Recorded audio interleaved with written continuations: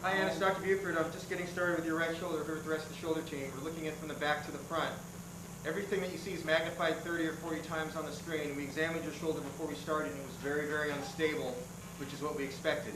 Now as we look inside, the metal cannula is right next to your biceps tendon, which you can see here. As you look down at the biceps, you can already see there's some torn labral tissue in our face. See that?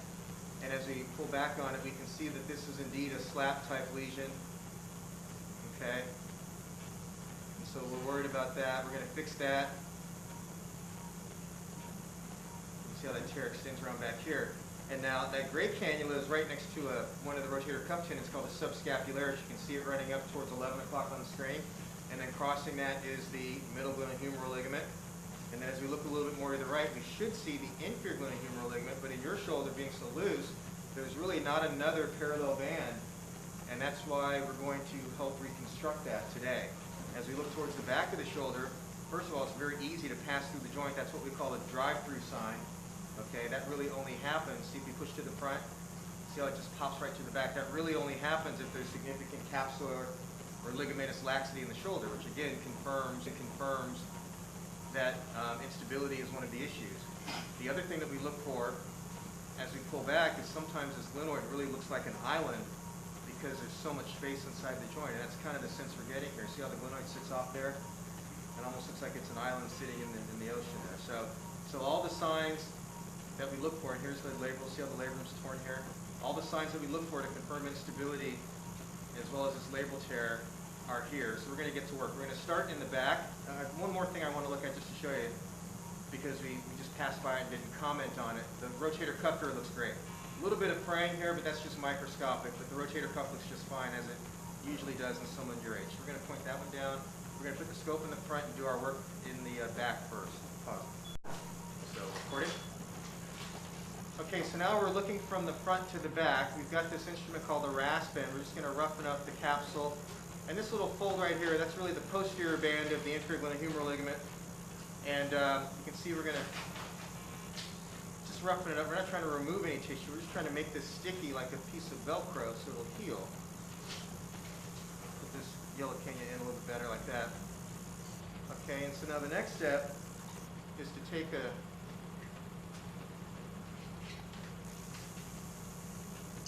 spinal needle. Let me see the shaver in the back here.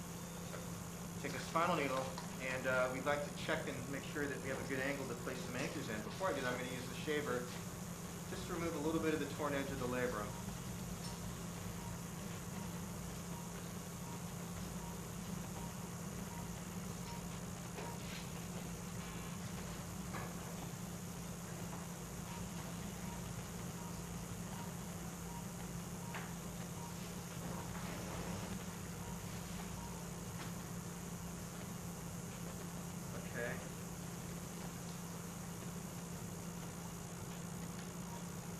Spinal.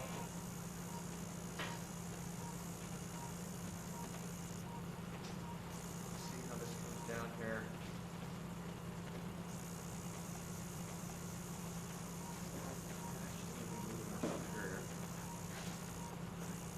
So we'll get an anchor down right about here. I think that'll be a good spot.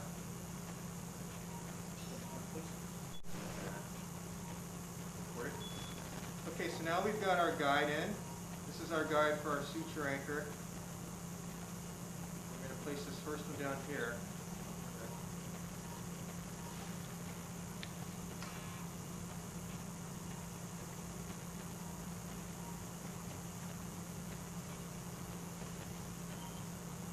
And there's a little guide wire that we drill down into the bone here.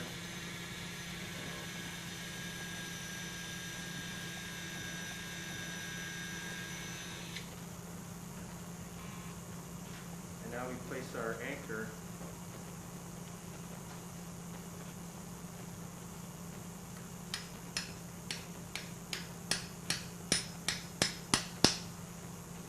And once that's seated, we'll go ahead and unload the inserter.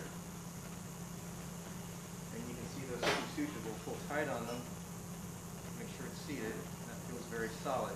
And so now the next step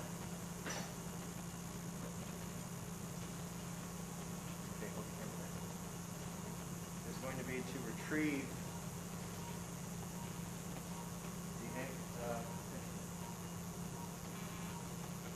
one of the sutures anteriorly. Push this over like that.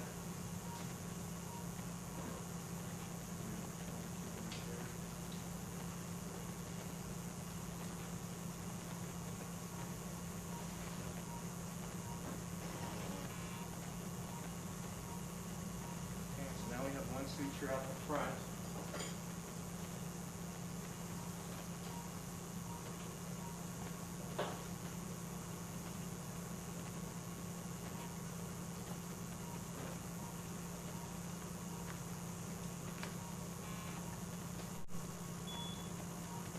Okay, so now we've got a suture hook in. You can see it's loaded with a black wire called the super shuttle. There it is there. I'm going to back out this yellow cannula just a little bit. And our first stitch, we'd like it to end up here, so that's where we place the hook. And we're going to rotate and go back into the capsule here.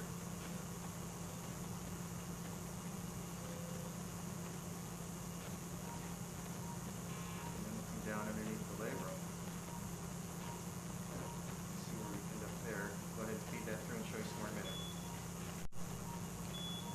Okay, so here we are retrieving the relay.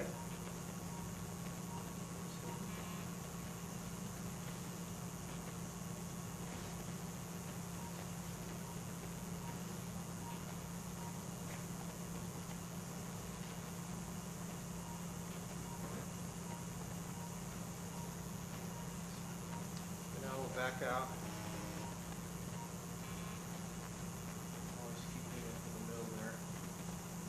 And there you can see how that suture comes back.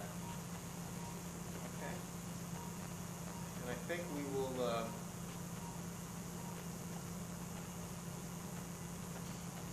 do this one as a mattress stitch. So that means we're going to go ahead and take one more pass. We'll need a pincher tool.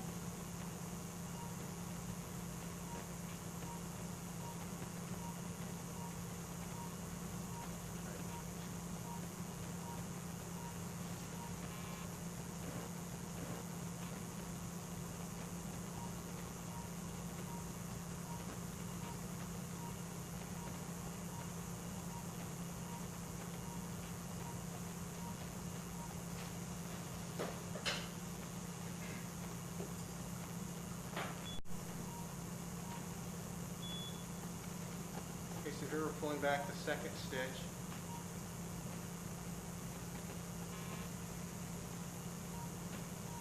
As we pull that tight, you can see how that's going to create a mattress stitch here. So now the next step for us is to go ahead and tie that.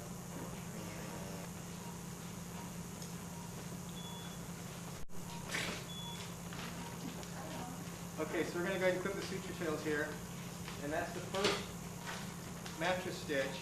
And that looks good. See how that's brought that labrum up there nicely. You can also see how this is torn a little bit farther superior up in this region.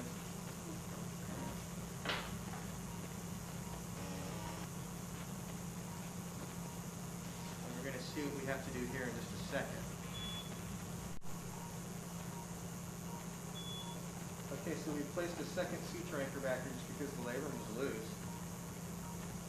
Now we're going to retrieve one suture off the front. You can see the placement of that anchor. We'll level it off here like that. And now we're going to see about passing another stitch here.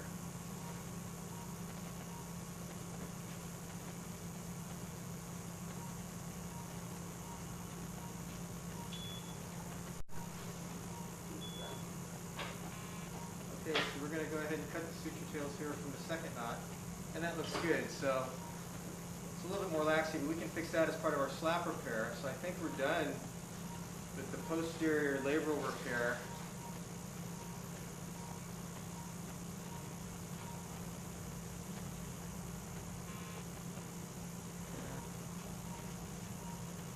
Okay, and so now we're going to switch the cannulas around and work down the front of the shoulder. We still got to do a little bit of work down here. So one more to work backwards.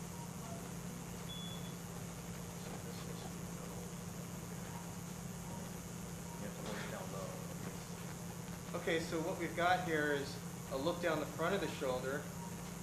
I really don't see a really well-defined band of the infraglenohumeral ligament. Just roughened up the capsule a little bit to create a healing response. And we're going to place one anchor in so we can tighten up this anterior band of the IGL. Okay, so now we've got a suture anchor in. You can see the two sutures. We're going to reach in from the back and take out one of the sutures here. Now we're going to use a turn to the right suture hook to tighten that band.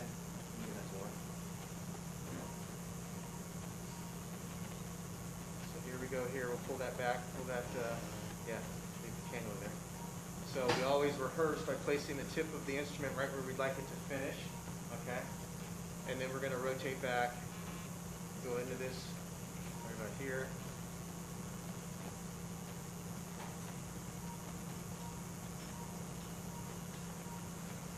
Right about there. I like that. We'll go ahead and feed that through, and then we'll retrieve it.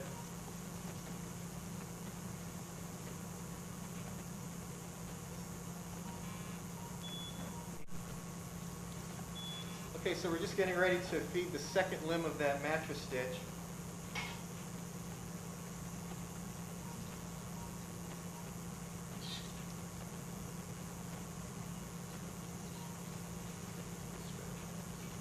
We'll pull back on it. There you can see it coming out. Pull tight. That gives us a good mattress. So we're going to go ahead and tighten that up in just a second. Okay, so now we've got that mattress tight in the front and things look tighter. I'm happy with that. There's the back, looks good. So we're going to put the scope in the back and have a look at this biceps anchor or this slap lesion area and see about fixing that next. Okay, so now we've got this biceps anchor identified. We've already cleaned off the cartilage so we can get a good healing response down here. We're going to place another suture anchor in. This will be our fourth. There's the guide. We're going to try and place this one right about here.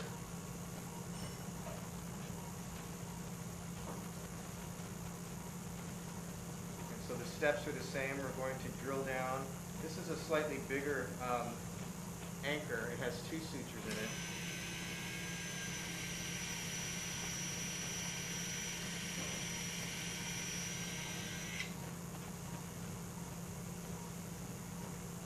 And once we get it down in position, we'll back out the cannula so you can see.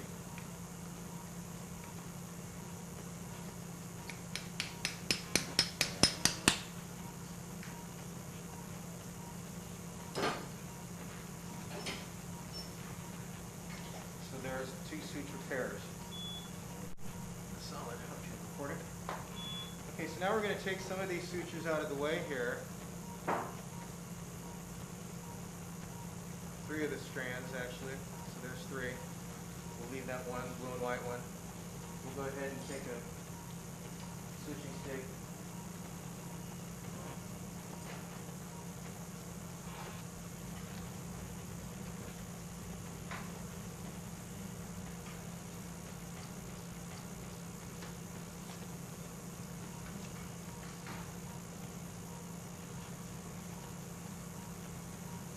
Now we'll go ahead and take the one blue and white suture so it's inside that yellow cannula ready to go.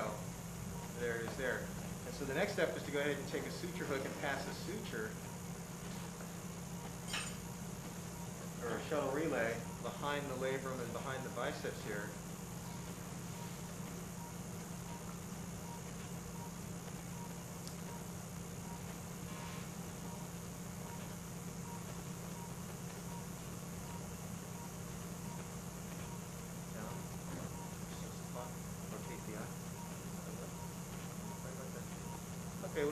Okay, we'll show you some more in just a minute.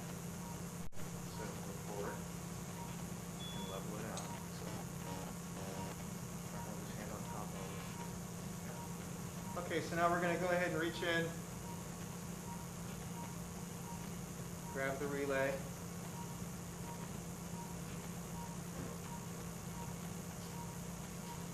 And now we're ready to load that with a stitch.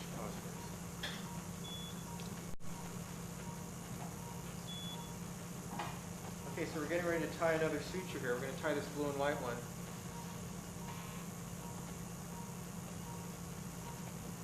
because there's not a whole lot of labral tissue, we're going to tie it as a simple interrupted stitch and not a mattress. This is just looping around the non-post to make sure there's no twists in the suture. And now we'll do our SMC knot, which is a locking sliding knot. SMC stands for Samsung Medical Center because the doctor that initially described it, Dr. Kim, that's where he works, at the Samsung Medical Center. And we'll just go ahead and push this into the joint here. You'll see how this will snug down this posterior aspect of the biceps anchor and labrum.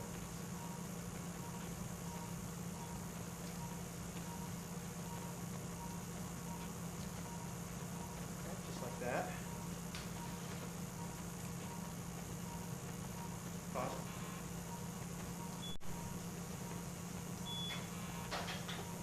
Okay, so we're just tying the second suture for this biceps anchor repair. We're done there. And now we're going to cut that.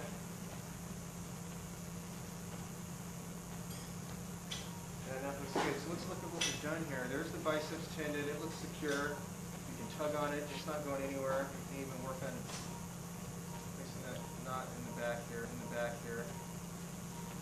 And posterior labrum, which is where that tear extended, is repaired. I'm going to put the shaver in the front.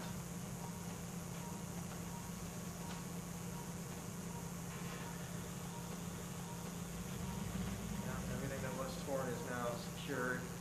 Look towards actually it's hard to look towards the back because you tighten that up, that looks good. And then same thing down the front. It's hard to look down the front there because of our anchor. So that's exactly what we wanted to accomplish. So we're going to finish up here, get you back to the recovery room shortly, okay?